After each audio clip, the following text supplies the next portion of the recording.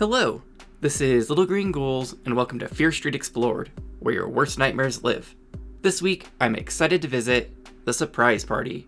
This book was a solid step up from last week's The New Girl.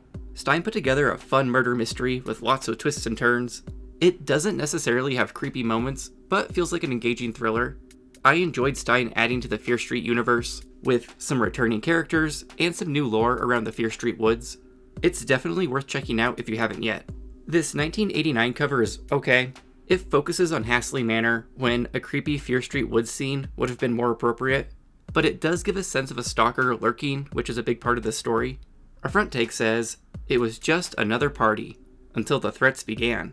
And the back take says, "Playing for keeps," which doesn't match the story at all, but let's check out the full blurb on the back. It's been a year since Evan died in the Fear Street woods, a year since Ellen moved away and the gang split up. Meg Dalton felt as if she'd lost her best friends. Everyone changed. Even her boyfriend Tony was acting moody, strange. But when she heard Ellen was returning for a visit, Meg had the answer. She'd bring them all together again with a surprise party for Ellen. That's when the terror began. The phone calls, the threats, the bizarre acts of violence. Cancel the party or else, the whispered voice on the phone told her. Meg was scared, and with good reason. Whoever wanted the party stopped would try anything, even murder. But why? The dark Fear Street woods held the answers, if Meg dared to discover the truth. Okay, let's start this summary. The book opens once again with a prologue that involves murder. We have some mystery boy taking aim with a hunting rifle and shooting a boy named Evan in the middle of the Fear Street woods. The motivation here appears to be taking out the competition for the love of some unknown girl. Our murderer is obsessed with this girl and can't get over how bad she is, with 2 A's. I get the slang that we're going for, but seeing bad written with 2 A's makes me want to pronounce it like a goat would. Anyways, this mystery boy killed Evan, and now we're hopping to chapter 1 with our actual protagonist, Meg Dalton, who is enjoying a beautiful spring afternoon with a bike ride through Shadyside Park with her 2 friends, Shannon and Tony. It should be noted that Shannon is said to look like Molly Ringwald, because it's still the 80s. Meanwhile, Meg laments the fact that she still hasn't developed much of a figure, and continues to get mistaken for a kid versus a teenager. We then get some insight into these relationship dynamics. Meg and Tony have been dating for 2 years, but recently he seemed moody, and Meg feels like he wants to break up with her. On the other hand, beautiful Shannon has to fend off the advances of all sorts of boys, including one named Dwayne, who's described essentially as a muscular creep. We also learn Meg has a cousin Brian, who's known as a weirdo because he plays a Dungeons & Dragons knockoff game called Wizards and Dungeons, so it's clear Stine is trotting out our list of suspects. Things get even more interesting when it's revealed that Evan, the boy who was shot in the prologue, was actually Shannon's brother, and cousin Brian was the one who found his body exactly 1 year ago. While biking, Meg spots Corey Brooks and Lisa Bloom, which fills me with joy because if you watched last week's video, you'll know those were the protagonists of The New Girl, which means Stine appears to intend to have an actual Fear Street universe with crossover characters. That makes this series way more interesting to me. This book takes place after the events of The New Girl because Corey and Lisa have been dating for a while now. However, they don't seem to be a good fit because they fight all the time. Stine continues with the barrage of characters, and Lisa reveals that a girl named Ellen is in town for a visit. This is significant because Ellen was dead Evan's girlfriend. Ellen used to be good friends with Meg and Shannon, but after Evan was murdered, everything changed and she moved away a few months later. It's also worth noting that Ellen is described as looking like Daryl Hannah, and I didn't know who the heck that was, but I can see she has that 80s beauty look to her. Meg suggests that they throw Ellen a surprise party to show that they all still care about her, and Lisa and Corey invite themselves along too, even though they didn't know Ellen that well. That night, Meg is giddy about the surprise party idea until she gets a strange phone call where a whispered voice warns her not to throw a surprise party for Ellen or she'll regret it. Meg tries to remain calm, and then Stine slanders the Nightmare on Elm Street, the Halloween, and the Friday the 13th series by having Meg tell herself she's not some tramp or frightened idiot who will get all shook up over a simple phone call. Meg tries to call Tony multiple times, but the line is busy, so she calls Lisa and regrets it because all Lisa does is make jokes about the situation. Lisa also lets Meg know that she told nearly the entire school about the surprise party for Ellen, so it could be anyone making this call. Meg gets off the phone with Lisa and finally gets a hold of Tony, who reveals he also got a threatening phone call about the surprise party. Tony wants to take the threat seriously and to notify the police, but Meg convinces him not to. We then get a couple pages of sex pest flirting between these two. The next Monday at school, Meg and Shannon meet up and spend some time discussing Dayglow and the upcoming surprise party. Meg wants to host it at Hastley Manor because her dad just renovated it, but the issue is that it's located in the Fear Street woods, and everybody likes to avoid Fear Street when they can. The positive is that there would be no adults around. Meg then gives us some more detail on Evan's death, Apparently, Evan had been dared to spend the night in the Fear Street woods alone, but wouldn't reveal who had dared him. He took his dad's hunting rifle for protection, but Ellen didn't want him to do it, so she was wandering the woods looking for him when she heard a shot go off. Ellen then found Evan dead with his foot tangled in a tree root, and everybody assumed that he had just shot himself on accident when tripping, because they weren't privy to the prologue. Meg's cousin Brian then stumbled across Ellen, crying over Evan's dead body shortly after. Meg is busy working on the party invitations in the study hall when she gets notified there's a message in the office for her, but when she arrives, there's no message, and they say there must have been some sort of mix-up. When she returns to the study hall, she sees that somebody has cut up her invitations into tiny little pieces. Meg is then informed she has another message in the office, so she goes back, and this time there really is a message. She's handed a white envelope that contains a note written in blocky red crayon letters that says, "Meg, I'm watching you. Don't have the party. I don't want to hurt you, but I will." Meg tries to find Shannon to tell her about the letter, but she's off to the dentist. She runs into Dwayne, the muscular creep who's friends with cousin Brian, and Meg has to tell him to buzz off because he's looking for Shannon too. When Meg finds Tony to show him the note instead, she's surprised to learn that he also got a note that reads, "Don't let the party take place or you're dead meat." Tony thinks they should just cancel the party because it's not really worth getting death threats over, and he points out that Shannon was left alone with the invitations, so he thinks she could have chopped him up. During this conversation, Meg notices her cousin Brian spying on them from a distance, and he takes off running when noticed. Stine is doing a decent job of laying out various suspects, and this has been much more engaging than the new girl so far, despite lacking any sort of supernatural element. That night, Meg is making a list of suspects, complete with bullet point lists for why each person could be the mystery party pooper. The phone rings and it's Tony, who's rather upset because he's certain someone was following him home in the shadows. When Meg doesn't agree to cancel the surprise party, he declares he's done and won't be attending the party. He then out of the blue says things are done between them two and hangs up, which is a very sudden breakup. Meg decides he doesn't mean it, and then moves on to calling Ellen for the first time since this girl moved away.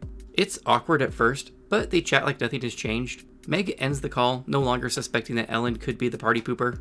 We then spend a chapter with Meg and Lisa, rehashing the plot so far, complete with all the suspects. It's a little redundant, considering Meg literally just typed up a suspect list a chapter ago. Later in the week, Meg decides to ask Shannon directly if she was the one who shredded the invitations and made the phone calls to cancel the party. This does not go over well, and Shannon gets pissed. I'm pissed! Meg thinks her genuine anger is enough to remove her from the suspect list too. Meg then reaches into her lunch bag and discovers it's been filled with blood. Not really though, it's just red paint, but the message is clear. The party pooper is still out there and after Meg. Later in the day, Meg decides she needs to visit Shannon to beg for forgiveness. At Shannon's house, Meg suddenly remembers an unpleasant night with Evan, where Evan suddenly became so enraged with Corey that he beat him over the head with a pool cue, causing him to bleed. So, Evan wasn't some saint of a character. He was a guy who could be a lot of fun, but also get incredibly angry. Shannon forgives Meg, and then mentions that her half-brother Mike will also be in town to attend the party. Meg doesn't know much about Mike, other than he goes to a private school in New England, and he looks a lot like Evan. This boy should also clearly be added to the suspect list.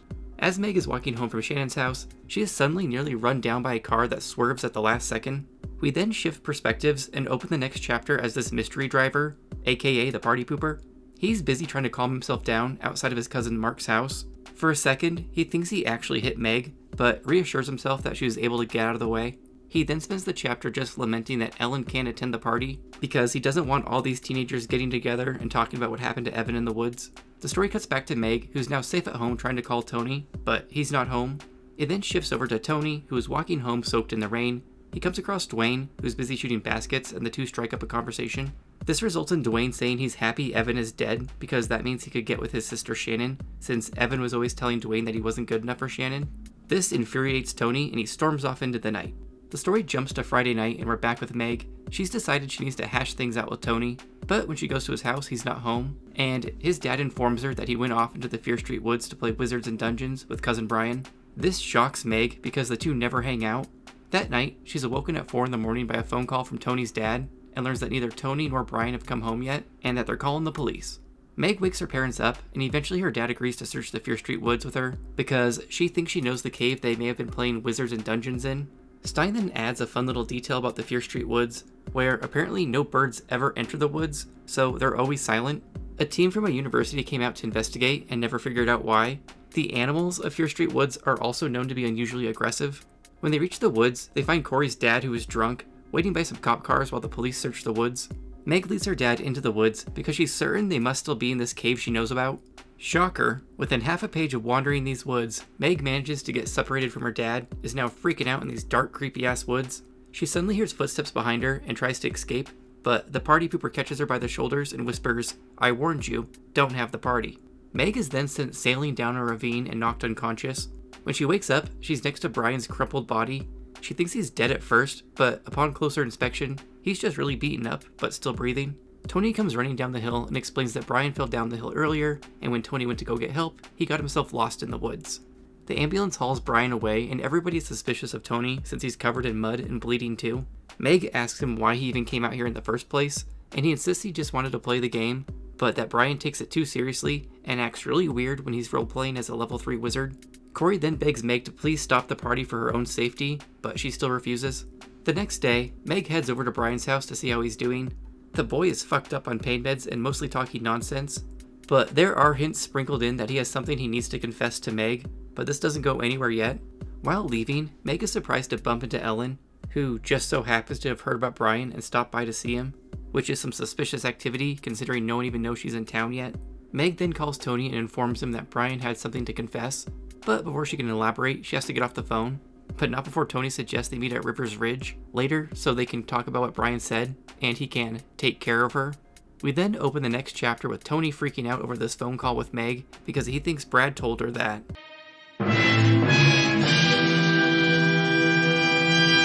he, Tony, killed Evan. That's why Tony took Brian out to the Fear Street woods to beat him up and to make sure Brian never shared Tony's secret. Tony goes on to state that Ellen watched Evan and Tony struggle for the gun when it went off and accidentally killed Evan, which is in direct contradiction with the opening prologue kill. I'm still not sure what Brian's role in all of this was, besides maybe witnessing it while playing out in the woods out of coincidence, but Stine might clarify that later. But now Tony thinks Brian told Meg that he's a murderer, and he concludes he has no choice and has to push Meg off River Ridge to both keep the secret and send a message to Brian and Ellen that he'll kill them too if they ever actually say what happened in the woods. We then jump back to Meg, who's visiting Ellen with Shannon.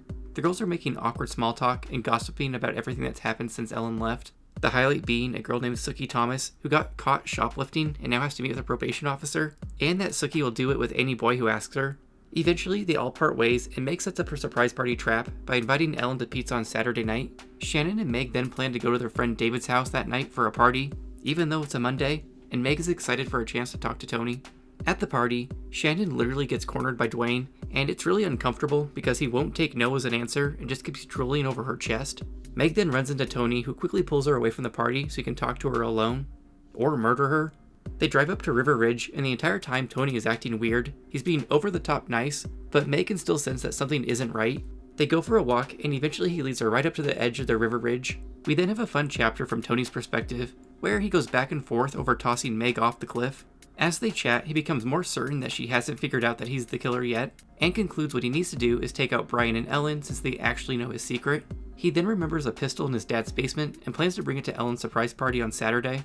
It's a solid suspenseful chapter, where it feels like Meg could get tossed off the ridge at any moment with this psycho. The story then jumps to Saturday night, and we're back with Meg as she loads Ellen up for the surprise party. Ellen naturally wants to know why they're heading to Helsey Manor in the Fear Street woods, and Meg is just like, Shannon wants us to pick her up there, and doesn't elaborate any further. Great cover story. They have a drive full of awkward conversation before finally luring Ellen into the house, where she's met with the surprise party. Meg notices right away that Ellen looks horrified, but quickly puts on a fake smile. We have a few pages of house party shenanigans when Brian suddenly appears, all bandaged up and talking crazy. He declares he's a level 4 wizard now and has brought Evan back from the dead, and the whole party starts screaming when Evan enters the room. Except it's not Evan. Remember that half-brother Mike mentioned briefly, who just so happens to look a lot like Evan? Yeah, it's him. This doesn't register to Tony though, who thinks Evan really is back from the dead, so he pulls out his pistol and is ready to shoot, all while screaming how he knows why Evan is back, and essentially confesses to killing Evan in front of the whole party. Meg tries to get the gun away from Tony, but the lights go out and the gun goes off. When the lights come back on, Tony's on the floor bleeding from his shoulder, while Dwayne tries to escape with Tony's gun. Dwayne gets caught by the party though, and grabs Ellen so he has a hostage. Meg tries her best to sneak up on Dwayne from behind, but ends up getting taken hostage too. Dwayne then marches them down into a weird basement kitchen, as the entire party assumes he must have taken them out to the Fear Street woods. Down in the basement, we're in for another plot twist. Dwayne claims he was the one who killed Evan, not Tony, which surprises both Ellen and Meg. Ellen then explains Evan's death from her point of view, that Ellen and Tony had been secretly hooking up behind Meg's back, and that she had told Evan she wanted to dump him. This caused Evan to race off into the woods with a rifle. Tony and Ellen chased after Evan, but this led to a struggle for the gun, and Evan ended up getting shot accidentally. Brian appeared a few minutes later after hearing the gunshot, and then Tony proceeded to create the story that Evan had accidentally shot himself, and swore he would kill both Brian and Ellen if they ever told the truth. Tony then ran away from the scene, and eventually Brian and Ellen had to go report Evan's death. Dwayne then chimes in that she's almost correct, except that Tony actually never shot Evan. He had just hit his head on a rock when falling down and knocked himself unconscious. So, when Brian and Ellen finally left Evan alone to get help, Dwayne snuck over, grabbed the rifle, and shot the unconscious Evan dead for realsies this time. All because Evan didn't think Dwayne was good enough for his sister Shannon. Ellen and Meg then work quickly together to overpower Dwayne.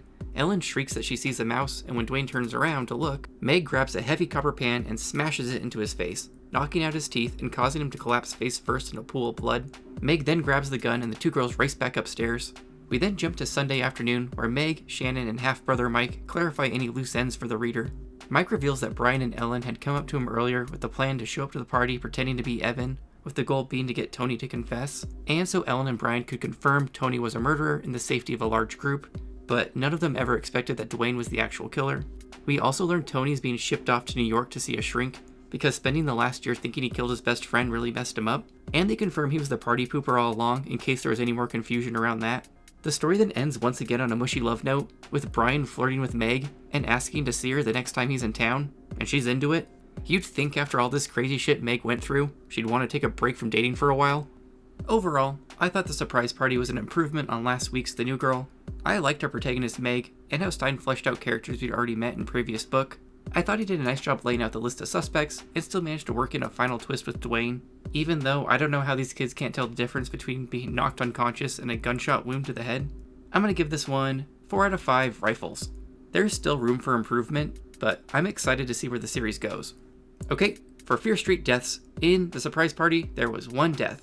This was poor Evan taking a shot to the head after having his skull cracked open on a rock. This brings our Fear Street series total to 2 deaths. In Fat 90s moments, we had 8.